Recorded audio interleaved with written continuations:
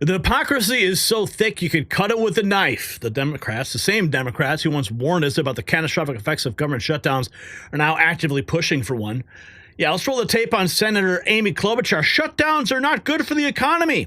Senator Tim Kaine reading heartbreaking letters about delayed military training and lost veteran services.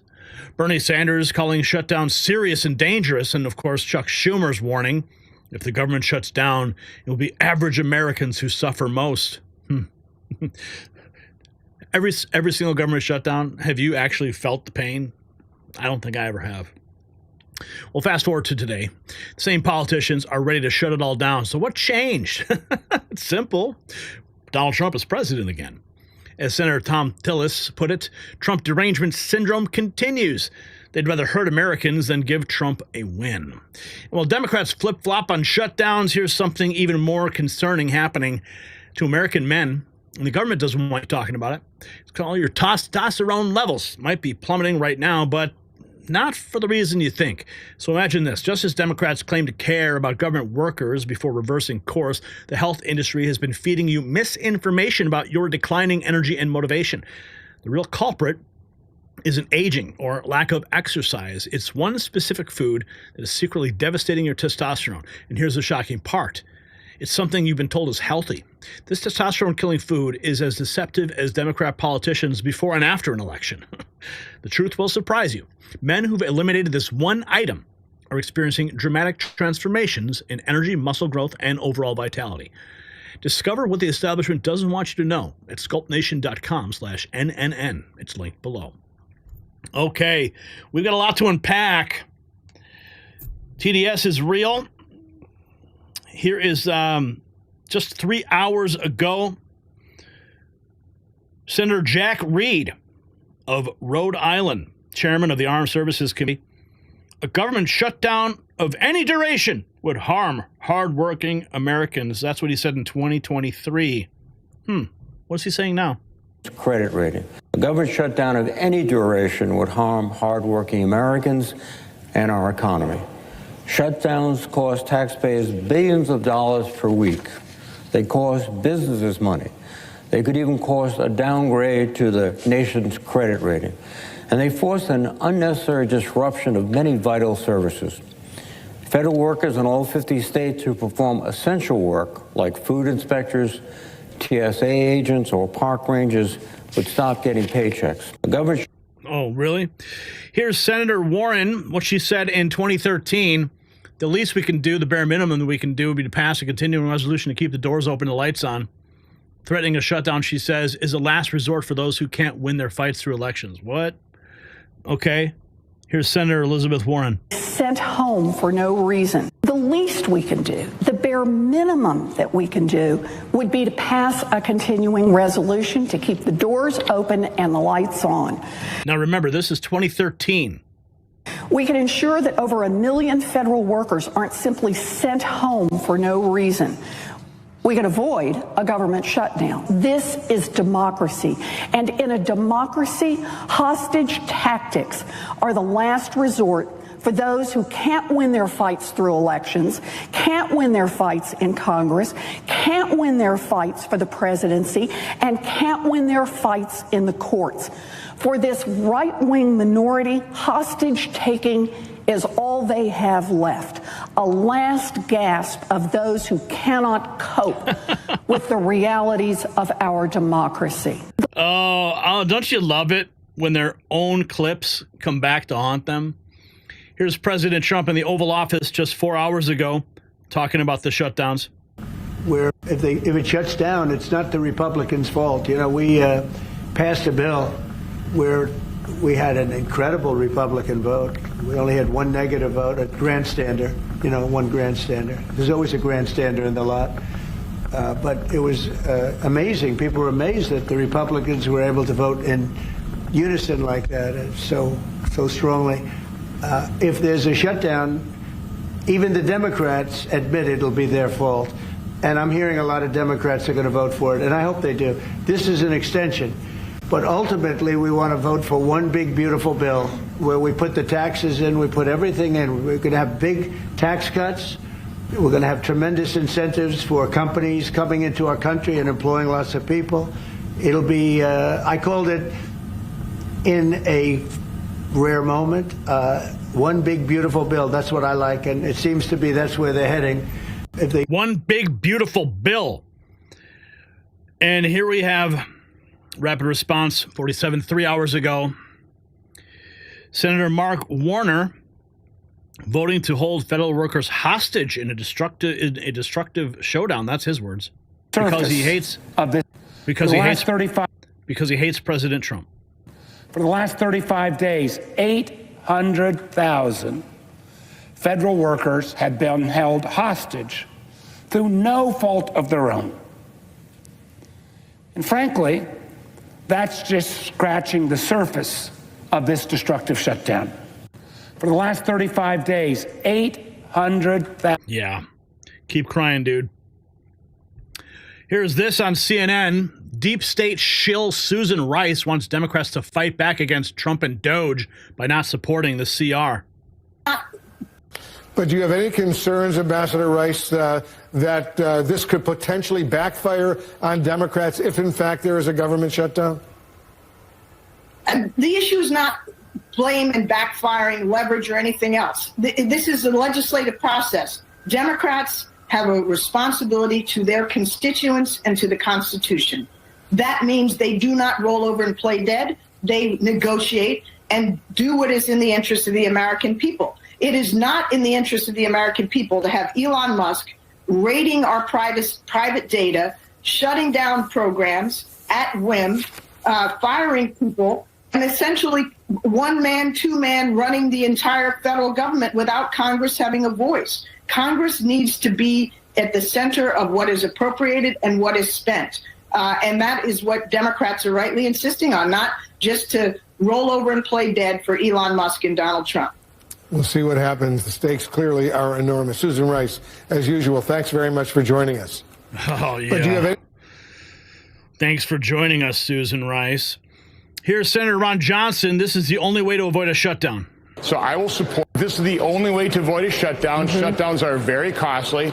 So I will support this. And Democrats ought to support this as well. If they don't, this is completely on their backs. They will be blamed. They should be blamed for a shutdown. They're the ones shutting down the government, not Republicans. Yep. Oh, here's Senator Amy Klobuchar. Shutdowns aren't good for the economy. So then why are she and her fellow Democrats threatening to shut down the government? Not good for the shutdowns are not good for the economy. Yeah, another throwback moment for her. Here's Senator Tim Kaine back in 2023 reading letters from his constituents describing the effects of government shutdowns. So why are Mr. Kaine and the Democrats threatening to shut the government down now? Midnight on. I'm a senator from Virginia. Some of the hardest effects of shutdown will be seen in my state, and they're already starting. Even before we get to midnight on Saturday, September 30, my office has been flooded with more than 600 constituent comments expressing their concerns about government shutdown. And what I'd like to do, Mr. President, is just share some of the stories that I'm hearing from Virginians. April from Orange County writes, quote, "My husband is a member of the Army Reserves and he's preparing for deployment to Africa next year. His training has been delayed due to funding with the close of the fiscal year, and shutdown will certainly delay the training even further." So what does that mean? Do you deploy without adequate training, or is the deployment date changed? Families have planned around this. Employers have planned around this. A government shutdown affects April and her family. Jennifer from Norfolk writes, "My husband is a U.S. Marine veteran who utilizes the VA. A government shutdown places an undue financial and emotional burden on my family." Kelsey from Harrisonburg wrote, quote, "My parents, along with two friends, are on a 7-week post-retirement celebration camping trip to visit national parks. The park closure would significantly affect this trip." I'm a senator from Virginia. Oh, no. Oh, no.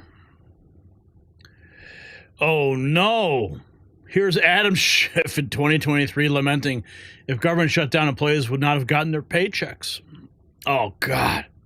like TS. Had the government shut down, hundreds of thousands of people would have not gotten their paychecks.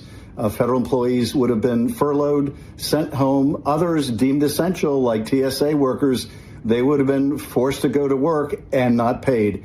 Service members in the military would be forced to go to work and not get paid. Had the government shut down, hundreds of thousands of people. I mean, personally, I don't care. Let the government shut down, because I think the government does more damage when it's open anyway.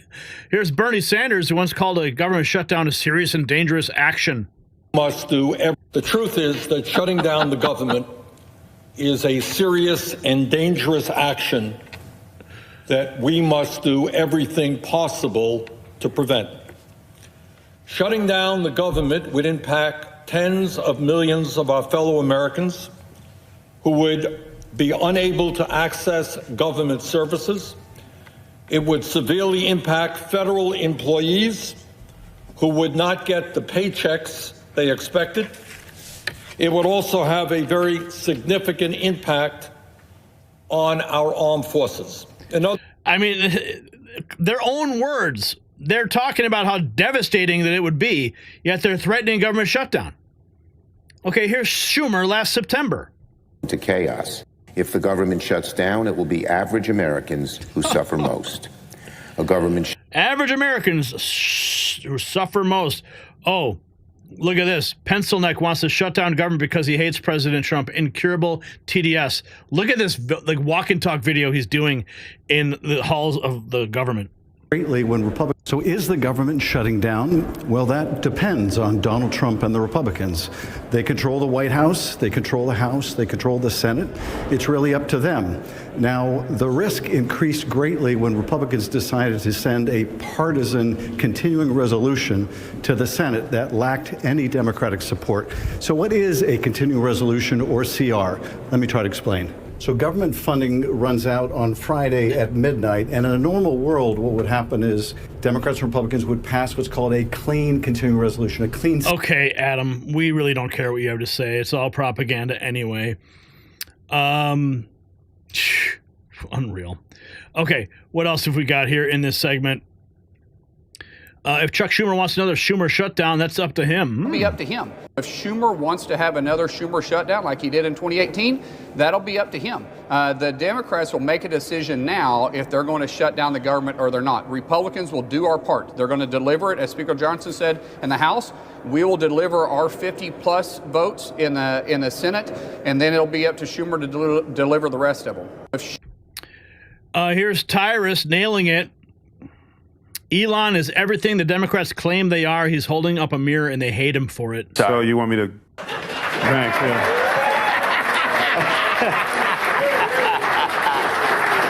Yes, I'm sorry. So you want me to comment on the... No, I want to... No, actually, you know, I actually don't need a question. Yes. Because I've given this a lot of thought, because the reason why they despise Elon is because Elon is what they pretend to be. Mm-hmm. He's an activist.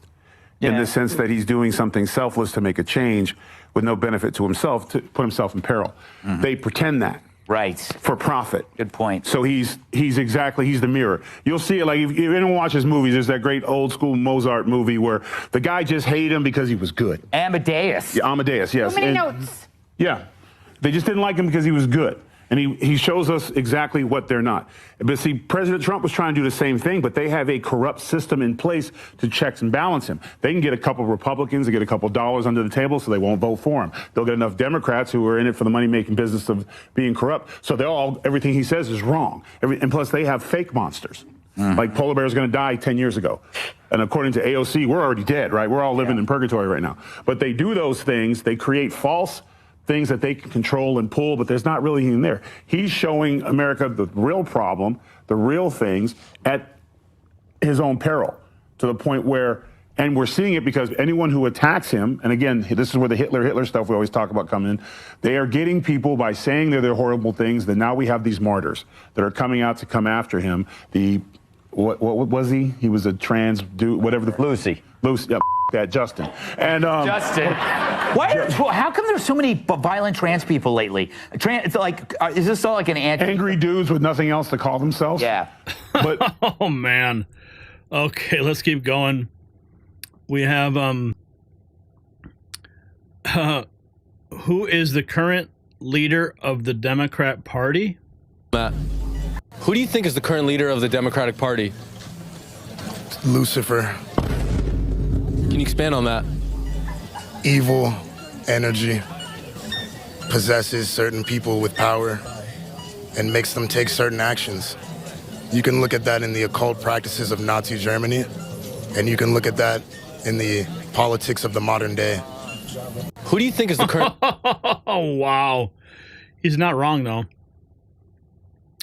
What else have we got? Here's Democrats want to say President Trump is unpredictable. Watch. MSNBC guy arguing that people in business thought that Trump was totally predictable. Watch. That's the striking thing, right, is that people who backed him are the ones who thought he'd be good for business, are also the same ones who want predictability. Well, this is not a predictable guy. He's never been a predictable guy. It's not going to be a predictable administration. Everybody who knows anything about Trump, I mean, we have to redo our rundown, Deborah, every 15 minutes because the news is changing every 15 minutes. I've got about 30 seconds for you to wrap us up.